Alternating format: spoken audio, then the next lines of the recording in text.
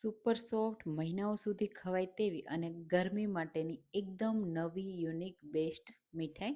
Hello friends, હું છું શીતલ. તમારું સ્વાગત છે મારા કિચનમાં. ગરમીમાં ખાઈ શકાય તેવી એકદમ હેલ્ધી જુવારની સુખડી બનાવીશું. એકદમ સિમ્પલ રીતે ખાવામાં બહુ ટેસ્ટી એવી લાગશે, મહિનાઓ સુધી સાચવી શકાશે અને એકદમ સોફ્ટ છે તો દાંત વગર પણ ખાઈ શકાશે. તો ચાલો બનાવીએ. એના માટે આપણે લઈશું અડધો કપ ઘી. તો હું અહીંયા વાટકીના માપથી લઉં છું, તમે કપના માપથી પણ લઈ શકો છો. હવે 1.5 વાટકી અહીંયા હું લોટ લઉં છું, જે છે જુવારનો લોટ. જુવારનો લોટ ગરમીઓમાં ખાસ કરીને ઠંડક આપે છે અને ખૂબ જ હેલ્ધી હોય છે. જે વેટ લોસ કરતા હોય એ તો જુવારના રોટલા અને રોટલી ખાતા જ હોય છે. તો જુવારના લોટમાંથી જો તમે સુખડી ક્યારેય ટ્રાય ના કરી હોય ને તો એકવાર જરૂરથી ટ્રાય કરજો. બહુ ટેસ્ટી એવી લાગે છે અને સાથે ખૂબ જ હેલ્ધી છે, ગુણકારી છે.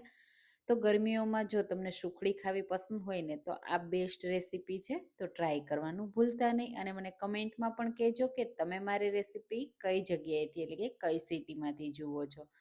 તો અહીંયા લોટને આપણે સરસ એવો સુગંધ આવવા લાગે ને ત્યાં સુધી શેકવાનો છે. જે રીતે બેસનમાં સુગંધ આવશે ને એવી તો આ લોટમાં શેકાતા સુગંધ નહીં આવે, પણ તમને શેકાવાની સુગંધ આવશે અને એનો કલર પણ ચેન્જ થઈ જશે. અને આ સુખડી માત્ર તમે 10 મિનિટમાં રેડી કરી શકશો, શેકીને લોટ તૈયાર કરી શકશો, કારણ કે લોટને શેકાતા પણ વાર નથી લાગતી. હવે અહીંયા જો તમને ડાર્ક કલર પસંદ હોય ને તો ડાર્ક કલર તમે શેકી શકો છો, અને લાઇટ કલર પસંદ હોય તો એ રીતે પણ લોટ કાચો ના રહે ને એનું ખાસ ધ્યાન રાખવાનું. જેમ જેમ લોટ શેકાતો જશે ને એમ લોટ છે ને એ ફૂલતો જશે. તમે જુઓ થોડી જ વારમાં લોટ કેવો સરસ જાળીદાર થવા લાગ્યો છે. બસ આ રીતે કન્ટિન્યુઅસલી ચલાવતા રહેવાનું. જે પણ વાસણ લેવો ને એ જાડા તળિયે વાળું લેવાનું, એટલે નીચે લોટ છે ને એ બળી ન જાય અને સરસ એવો એક સરખો શેકાય.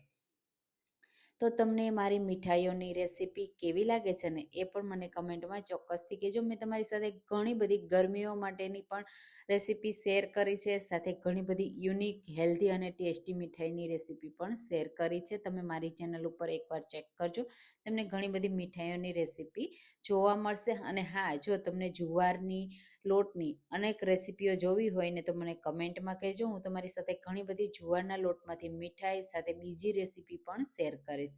હવે અહીંયા તમે જુઓ લોટને શેકાતા 3 થી 4 મિનિટનો સમય લાગ્યો છે અને લોટનો કલર હવે ચેન્જ થવા લાગ્યો છે. અને જેમ જેમ લોટ શેકાતો જશે ને એમ જ્યારે આપણે ઘી એડ કર્યું હતું ને એ છૂટું પડી જશે. અહીંયા લોટનો કલર બદામી થઈ ગયો, એકદમ પતલું મિશ્રણ થઈ ગયું. હવે આપણે એમાં એડ કરીશું 1/4 કપ ડેસિકેટેડ કોકોનટ, એટલે કે નાળિયેરનો ઝીણો ભૂક્કો. જો તમને પસંદ હોય ને તો એડ કરવાનો, નહીં તો સ્કીપ કરવાનો. પણ એનાથી જે જુવારનો ટેસ્ટ છે ને એ બહુ સરસ એવો આવશે. જેમને જુવાર પસંદ નથી ને એ જરૂરથી એડ કરજો, એટલે બહુ સરસ એવી લાગશે. હવે અહીંયા નાળિયેરના ખમણને શેકાતા બિલકુલ વાર નથી લાગતી, એટલે ગેસની લો ફ્લેમ ઉપર શેકવાનું છે અને 1 જ મિનિટ માટે શેકવાનું, એટલે સરસ એવું શેકાઈ જશે. અને પછી તરત જ આપણે એમાં એડ કરી દઈશું ગોળ. તો ગોળ અહીંયા મેં 1 વાટકીથી થોડો વધારે એડ કર્યો છે. તમે તમારા સ્વાદ પ્રમાણે લઈ શકો છો, કારણ કે ગોળ છે ને એમાં મીઠાશ ખાંડ કરતાં ઓછી હોય, તો થોડી ક્વોન્ટિટી વધારે એડ કરવાની. અને ખાંડ છે ને જ્યારે પણ કોઈ મીઠાઈમાં યુઝ કરીએ ને ત્યારે ક્વોન્ટિટી ઓછી એડ કરવાની, એમાં સ્વીટનર વધારે હોય છે એટલા માટે.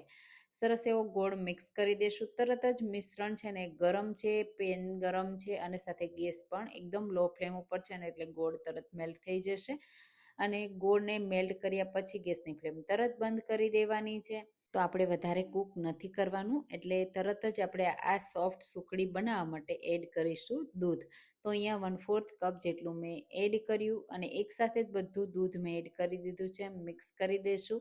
તરત જ દૂધ છે ને બળી જશે, પણ થોડી વાર માટે ચલાવતા રહેવાનું. પેન ગરમ છે ને એટલે જે દૂધનો ભાગ હોય ને બધો બળી જાય, અને આ સુખડી તમે 1 નહીં 4 મહિના સુધી પણ રાખો ને તો પણ ખરાબ ન થાય. એટલા માટે આ રીતે બધું મિશ્રણ સરસ એવું મિક્સ થઈ જાય, આ રીતે જાળીદાર થઈ જાય અને દૂધ બળી જાય ને ત્યાં સુધી કૂક કરવાનું છે.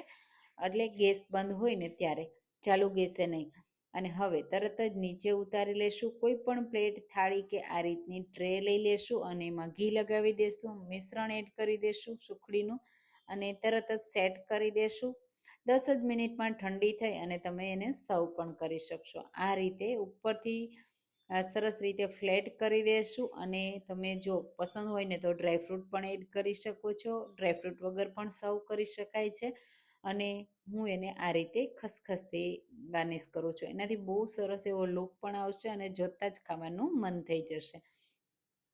બસ ઉપરથી આ રીતે ખસખસના દાણાથી ગાર્નિશ કરી અને હવે 10 જ મિનિટ આપણે ઠંડી થવા દેશું. ગરમ ગરમ પણ બહુ સરસ એવી લાગે છે અને ઠંડી કર્યા પછી પણ બહુ સરસ એવી લાગે છે. તો 10 મિનિટ ઠંડી કર્યા પછી તમે જુઓ પરફેક્ટ સેટ થઈ ગઈ છે. તો આપણે કટ લગાવી દેશું. તો નાના કે મોટા પીસ જેવા તમને પસંદ હોય ને એ રીતે કટ લગાવી દેવાની. અને તમે જુઓ ડીમોલ્ડ કરવી પણ એકદમ આસાન છે, પરફેક્ટ સેટ થઈ છે. એટલે હવે હું તમને આ ટ્રેમાં જ અલગ કરીને બતાવી દઉં. તો અહીંયા તમે જુઓ એકદમ સિમ્પલ રીતે મેં ટ્રેમાંથી આ રીતે અલગ કરીને તો પણ અલગ થઈ ગઈ, પરફેક્ટ સેટ થઈ છે અને એકદમ જાળીદાર અને દાણેદાર છે.